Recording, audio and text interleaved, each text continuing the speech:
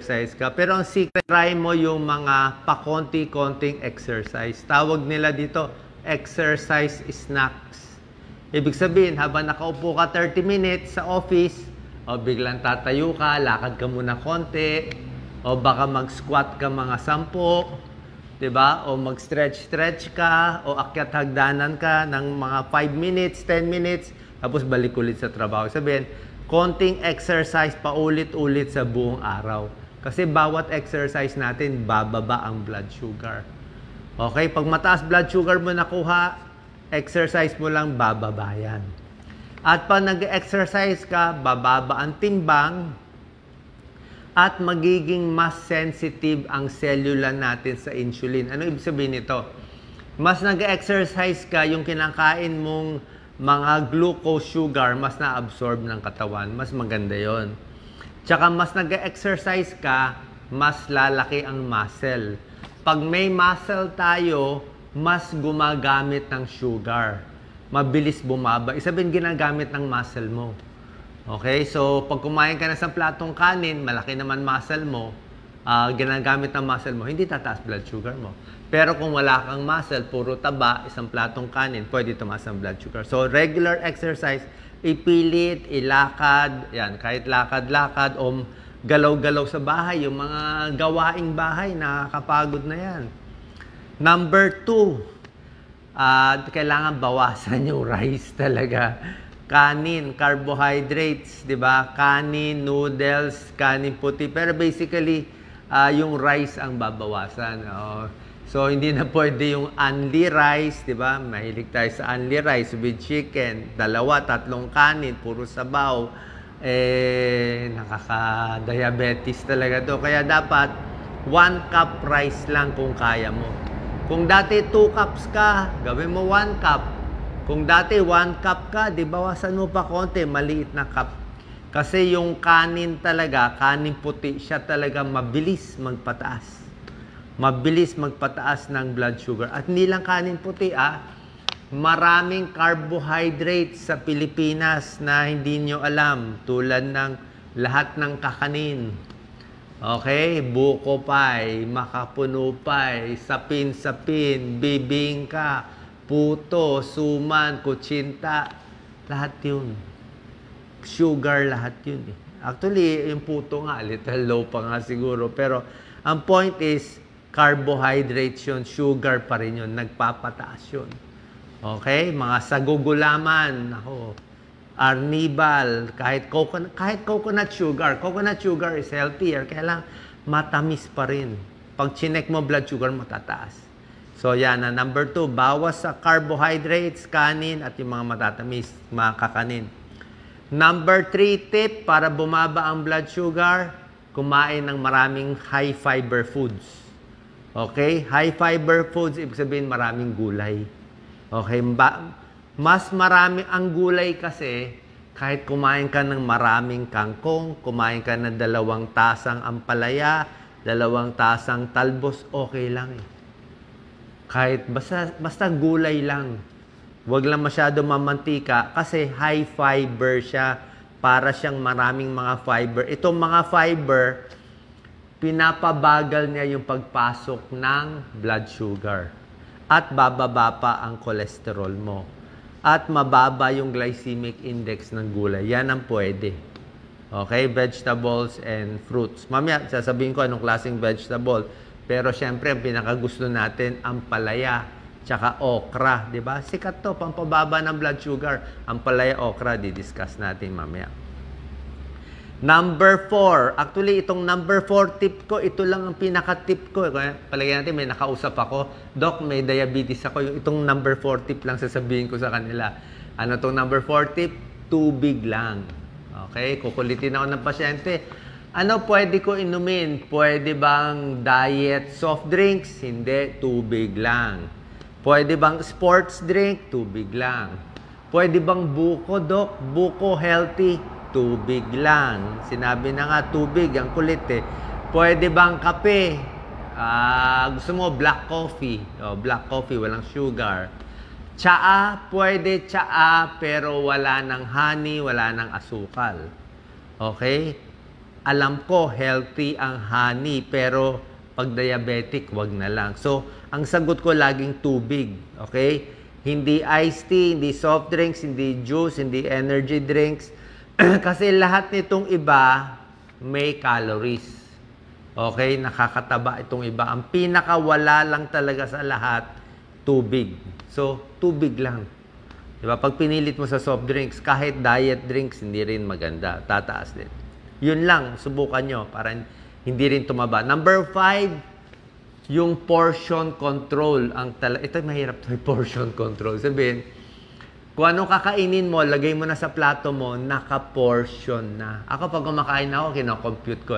Kanin, ito. Ulam, ito. 2 piraso nito, 2 piraso nito, konting sabaw, yun na. Hindi ka na dadagdag kasi kakakwento, dagdag ka ng dagdag.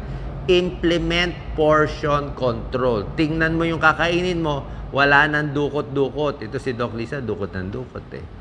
Hindi na niya alam na kailan dukot na siya. Para ma-maintain yung weight, okay? Lalo na sa tumatanda. Pag kayo ay over 50 years old, makikita nyo, yung dati, nung bata kayo, 2 platong kanin kayo kumain, hindi kayo tumataba. Pero pag 50 na kayo, 1 platong kanin na lang, 1 cup rice na lang kayo, tataba pa rin kayo. Kasi mabagal na metabolism ng nagkakaedad. Bukod dito, lumiliit ang muscle ng kakaedad. Pag maliit ang muscle, hindi na ma-absorb yung glucose. Hindi na nagagamit kaya tumataba. Iwas sa all you can eat, di ba? Yan ang tip number 5 natin, portion control. Tingnan yung label, dahan-dahan sa pagkain para hindi tumaba. Number 6, pumili ng pagkaing mababa sa glycemic index. Ibig sabihin nito, i-shortcut ko na lang, pumili ng prutas na good fruits. Okay? Actually, lahat naman ng prutas healthy, pero may mga prutas na quote-unquote bawal na sa diabetes. Diba? Ano yung medyo bawal? Grapes. Napaka-healthy ng grapes. Kaya lang, pag diabetic ka, siguro 6 na piraso lang. Mangga. Healthy ang mangga. Vitamin C. Pero kung magmamangga ka, diabetic ka, siguro 1 pisngi lang. 1 pisngi lang. Hindi pwede 1 buo. Pakwan, nako, hindi pwede sobrang tamis na pakwan. Pinya, ang tamis din lahat yan. So, yan yung mga bawal. Raisins. So, yung mga matatamis talaga na prutas, halos bawal din. Tataas ang blood sugar mo. Yan daw, yan naturo na isang classmate ko sa Amerika. Sabi niya, yan ang number 1 pagkakamali ng mga diabetic. Oras na chinek yung blood sugar nila, super taas. Bakit? Kumain ng mangga, kumain ng grapes, kumain ng prutas, kala nila healthy. Healthy nga, pero sa diabetic, hindi po pwede marami. Anong prutas lang pwede sa diabetic? Mansanas, apple lang. Kumain ka maraming apple, okay. Pears, konti. Suha, konti. Apple, pear, suha. Yan lang po pwede. Apple lang ang pinaka-pwede. Apple nakakababa sa diabetes. And saging, 1, 2 saging pwede. Huwag lang overripe. Bawal lang sobrang tamis. So yan, choose good fruits. Diyan nagkakamali ang karamihan ng diabetic. Kaya pataas ng pataas blood sugar. Number 1, ayaw magtubig. Yung sinabi ko sa inyo. Yung number 4, ayaw magtubig. And number 6, yung prutas ina-unli nila. Unli. Kaya number 7, para masolusyonan itong tumataas, gusto nyo, di ba, makontrol yung blood sugar, walang gamot. Number 7, kailangan i-monitor yung blood sugar. Okay? Meron nga ngayon sa ibang bansa, yung naka-automatic, naka-monitor na eh. O, nakapasok na yung needle. Pero tayo, paano pag-monitor? Hindi lang dapat yung fasting blood sugar, di ba? Chinek natin sa umaga, bagong gising, ang blood sugar. Dapat i-check mo rin 2 hours after eating. Bago kumain, i-check mo blood sugar. 2 hours after eating, i-check mo ang blood sugar. Kasi minsan, bago ka kumain, normal. Pero after eating, ang taas ng blood sugar, 200, 250, 260. Ibig sabihin, may problema. Pag kumain ka pala ng konting sugar lang, konting kanin lang, tumataas na siya eh. So, ina-adjust yun. Either babawasan mo yung kain mo, Hindi ka na pwede na 3 kain lang sa isang araw. Yung 3 meals mo, gawin mo ng 5. So, hatiin mo na yung lunch mo. Yung lunch mo, half cup rice na lang. So, yung half cup mo, baka merienda mo na lang. So, hinihiwalay-hiwalay mo para hindi masyado tumaas. Or kung may gamot nga, pati yung insulin, binibigay din 3 times a day. Mahirap naman may gamot na. So, monitor blood sugar level para lang malaman kung saan ka nagkakamali, sa matatamis, sa prutas, sa kakanin, makaka-adjust ka ngayon. Number 8, bawas sa stress. Okay, minsan yung sobrang trabaho, sobrang puyat, pag na-stress tayo, tataas ang cortisol. Cortisol is a steroid, tataas ang blood sugar.